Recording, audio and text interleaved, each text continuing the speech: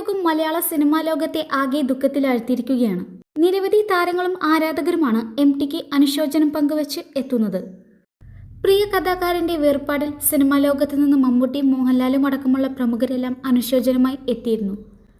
വളരെ വൈകാരികമായിട്ടായിരുന്നു മമ്മൂട്ടിയും മോഹൻലാലും ഇതിനെല്ലാം പ്രതികരിച്ചത്. ഇരുവരുമായി വളരെ അടുത്ത ബന്ധമുണ്ടായിരുന്നു MTക്ക്. മമ്മൂട്ടിയും MTയും തമ്മിലുള്ള ബന്ധം മമ്മൂട്ടിയുടെ കരിയറിനോളം തന്നെ പഴക്കവും ആഴവുമുള്ളതാണ്. തൻ്റെ സിനിമയിലെ നായകൻ എന്നതിലുപരിയായി അവർക്കിടയിലുണ്ടായിരുന്നത് അച്ഛൻ മകൻ ബന്ധമാണെന്ന് പലപ്പോഴും തോന്നിപ്പിച്ചിരുന്നു. ഒരിക്കൽ MTയും മമ്മൂട്ടിയും തമ്മിലുള്ള ആത്മബന്ധത്തെക്കുറിച്ച് MTയുടെ മകൾ അശ്വതി നായർ പറഞ്ഞിരുന്നു. അച്ഛനെ നന്നായി നോക്കണമെന്ന് മമ്മൂട്ടി ഇടയ്ക്ക് പറയുമെന്നും അച്ഛൻ മൂപ്പരുടേത് കൂടിയാണെന്ന് ആ വാക്കുകളിൽ നിന്ന് മനസ്സിലാകുമെന്നാണ് അശ്വതി പറഞ്ഞത്. അച്ഛന് ഏറ്റവും പ്രിയപ്പെട്ടവരിൽ ഒരാളാണ് മമ്മൂക്ക. തിരിച്ച് മമ്മൂക്കയ്ക്കും അതുപോലെ തന്നെയാണ്.